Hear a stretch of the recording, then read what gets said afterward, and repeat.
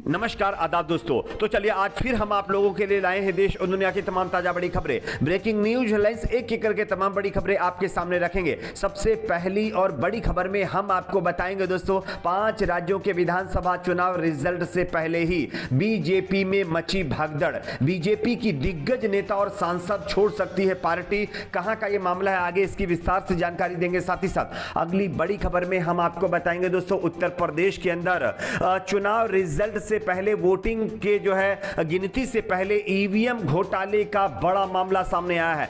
कई जगहों पर ईवीएम में गड़बड़ी पकड़ी गई है, किस तरह से इसकी भी जानकारी देंगे। साथ ही साथ अगली बड़ी खबर में हम आपको बताएंगे कि दोस्तों कि उत्तर प्रदेश के चुनाव रिजल्ट से पहले जिस तरह से ईवीएम गड़बड़ी के मामले लगातार सामने आ रहे हैं, इस पर अब समाजवादी पार्टी के नेताओं ने एक नया जो है टेक्निक इस्तेमाल की है। दूरबीन से बताया जा रहा है कि अब इसकी रखवाली करनी समाजवादी पार्टी के नेताओं ने शुरू कर दी है, ताकि ईवीएम में गड़बड़ी ना हो सके। किस तरह से, कहां का ये मामला, इस पर भी जानकारी देंगे। साथ ही साथ अगली बड़ी खबर में हम आपको बताएंगे कि दोस्तों विधानसभा चुनाव मतगणना से पहले सुप्रीम कोर्ट से एक बहुत बड़ी खबर आ रही है। जिस तरह से ईवीएम और वीवीपैट को लेकर के सुप्रीम कोर्ट में याचिका लगाई थी, इस मामले पर सुप्रीम कोर्ट ने अहम फैसला सुनाया। क्या फैसला, ये भी आपको बताएंगे। साथ ही साथ अगली बड़ी खबर में हम आपको बताएंगे दोस्तों, चुनाव खत्म होने के बाद बढ़ते पेट्रोल डीजल के रेट के ऊपर मोदी सरकार का बहुत बड़ा ऐलान। किस तरह से, क्या ऐलान है, इसकी भी जानकारी देंगे। साथ ही साथ अगली बड़ी खबर में हम आपको बताएंगे दोस्तों कि उत्तर प्रदेश के अंदर योगी राज में पत्रकारों का बुरा हाल, ताजा रिपोर्ट में हुए चौंकाने वाले खुलासे। क्या खुलासा हुआ है, यह भी आपको बताएंगे। साथ ही साथ कुछ और अपडेट आपके सामने रखेंगे। उससे पहले एक छोटी सी रिक्वेस्ट करेंगे दोस्तों, इस वीडियो को ज्यादा से ज्यादा लाइक करिए, शेयर करिए, चैनल को सब्सक्राइब करके बेल आइकन को जरूर प्रेस कर लीजिए। बात करेंगे पहली और बड़ी खबर की। जैसा कि आप सभी जानते होंगे, 10 मार्च को 5 राज्यों के विधानसभा चुनाव रिजल्ट घोषित किए जाएंगे, लेकिन उससे पहले पश्चिम बंगाल के अंदर बीजेपी में भगदड़ मचने वाली है। इससे पहले खबर आई थी कि शुभेंदु अधिकारी और उसके बाद बीजेपी के एक नेता और कैबिनेट में जो मंत्री हैं, केंद्रीय मंत्री हैं, वो जो है बीजेपी से बगावत कर चुके हैं। लेकिन उसके तुरंत बाद आज खबर आ रही है कि वरिष्ठ भाजपा नेता और जयप्रकाश मजूमदार के बाद अब पार्टी सांसद लाकेट चटर्जी के भी तृणमूल कांग्रेस में शामिल होने की अटकलें तेज हो गई हैं। दूसरी तरफ लाकेट ने इससे साफ इनकार किया है, लेकिन यह खबर आ रही है कि तृणमूल कांग्रेस यानी कि टीएमसी ममता बनर्जी की पार्टी में बीजेपी की सांसद लाकेट चटर्जी शामिल हो सकती हैं। और यह जो है 5 राज्यों के विधानसभा चुनाव रिजल्ट से पहले बीजेपी को बहुत बड़ा झटका होगा अगर ऐसा होता है तो। बात करेंगे अगली बड़ी खबर की। अगली बड़ी खबर दोस्तों आ रही बनारस से। बनारस में बताया जा रहा है कि ईवीएम से लदी हुई गाड़ी पकड़ी गई है। आप इस खबर को देख सकते हैं, आपको हम वीडियो भी दिखा रहे हैं, आप देख सकते हैं। समाजवादी पार्टी के अध्यक्ष अखिलेश यादव और सुभाषपा प्रमुख ओम प्रकाश राजभर ने बनारस में ईवीएम लदी गाड़ी सपाइयों द्वारा पकड़ने को लेकर के योगी सरकार और यहां के डीएम पर कई गंभीर आरोप लगा दिए हैं। अखिलेश यादव ने कहा कि काउंटिंग से पहले ही बेईमानी की तैयारी शुरू कर दी गई है।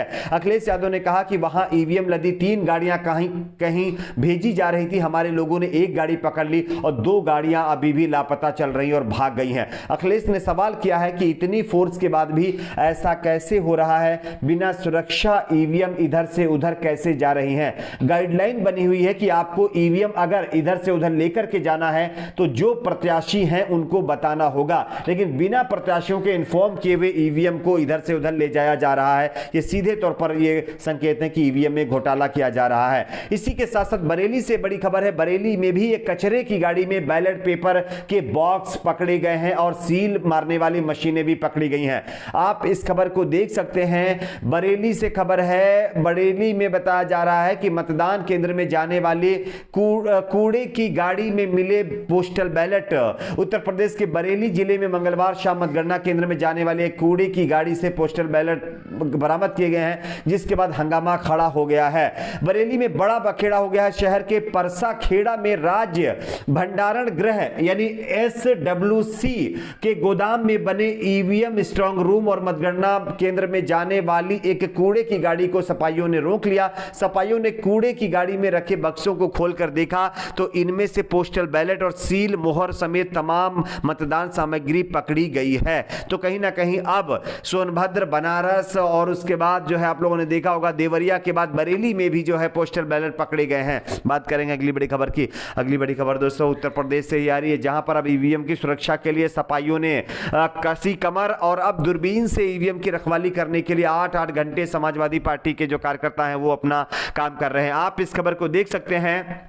मेरठ के हस्तिनापुर विधानसभा सीट से समाजवादी पार्टी के उम्मीदवार योगेश वर्मा दूरबीन से ईवीएम की निगरानी कर रहे हैं। इससे पहले मेरठ की हस्तिनापुर विधानसभा सीट से समाजवादी पार्टी के उम्मीदवार योगेश शर्मा ने दूरबीन से ईवीएम की निगरानी करते हुए कहा था कि अगर हम इस तरह की निगरानी नहीं करेंगे तो ईवीएम में गड़बड़ी की जा सकती है। योगेश वर्मा दूरबीन से छत और आसपास के पूरे इलाके पर हम पैनी नजर रख रहे हैं, ये कहते हुए ये जो है इस मामले को सामने रखा है। उन्होंने कहा कि यहां ईवीएम रखी गई है, हम दूरबीन से देख रहे हैं कि यहां किसी भी तरह की गतिविधि तो नहीं हो रही है। दूरबीन से छत और आसपास के पूरे इलाके पर हम पैनी नजर निगाह बनाए हुए हैं और हमने इसकी देखरेख के लिए अलग से टीम भी बनाई हुई है, जो हमारी टीम 8-8 घंटे और जो शिफ्ट के द्वारा ईवीएम की देखरेख कर रही है। बात करेंगे अगली बड़ी खबर की। अगली बड़ी खबर दोस्तों आ रही है ईवीएम और वीवीपैट की पर्चियों के मिलान को लेकर के जो सुप्रीम कोर्ट में याचिका लगाई गई थी, उस पर सुप्रीम कोर्ट ने अपना बड़ा फैसला सुना दिया है।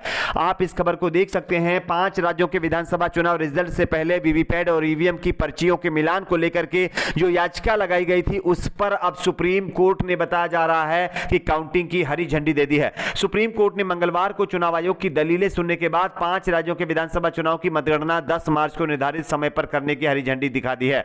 मुख्य न्यायाधीश एनवी रमन की अध्यक्षता वाली 3 सदस्यीय पीठ ने आज इससे पहले वरिष्ठ वकील मीनाक्षी अरोड़ा के विशेष उल्लेख के दौरान राकेश कुमार की याचिका को बुधवार के लिए सूचीबद्ध करने का निर्देश देते हुए सुनवाई के समय चुनाव आयोग को उपस्थित रहने का निर्देश दिया था। और इसी मामले पर बताया जा रहा है कि सुनवाई हुई है और चुनाव आयोग से साफ तौर पर सुप्रीम कोर्ट ने कहा है कि आप अपने टाइम पर मतगणना करिए, वोटों की गिनती करिए, पर्चियों के जो मिलान का मामला है वो बाद में कर लिया जाएगा। बात करेंगे अगली बड़ी खबर की। अगली बड़ी खबर दोस्तों आ रही है चुनाव खत्म होते ही डीजल पेट्रोल के बढ़ते हुए दामों को लेकर के मोदी सरकार का बहुत बड़ा ऐलान। आप इस खबर को देख सकते हैं। 5 राज्यों में विधानसभा चुनाव खत्म होने के साथ ही देश में पेट्रोल डीजल के दाम बढ़ने की आशंका जताई जा रही है। दरअसल रूस और यूक्रेन युद्ध की वजह से अंतर्राष्ट्रीय बाजार में कच्चे तेल की कीमत में भारी उछाल देखी जा रही है, लेकिन 5 राज्यों में जारी चुनाव को देखते हुए तेल के दाम जो है नहीं बढ़ाए गए हैं। इसी बीच उत्तर प्रदेश के आखिरी चरण के मतदान से पहले कांग्रेस पार्टी के उपाध्यक्ष राहुल गांधी ने कहा था कि मोदी सरकार का अब चुनावी जो लॉलीपॉप है वो खत्म हो जाएगा। इसी मामले पर अब मोदी सरकार की तरफ से सीधे तौर पर कहा गया है, उन्होंने ट्वीट करके पेट्रोलियम मंत्री ने कहा है कि कुछ लोग ये अफवाहें फैला रहे हैं कि सरकार ने चुनाव की वजह से तेल की कीमत को कंट्रोल में कर रखा है, जबकि सच्चाई यह है कि तेल की कीमतों का संबंध अंतर्राष्ट्रीय बाजार में कच्चे तेल की कीमत से है। इस वक्त दुनिया में युद्ध जैसी स्थिति है, लिहाजा तेल कंपनियां इसको ध्यान में रखते हुए जनता के लिए जो सही होगा वह फैसला लेगी।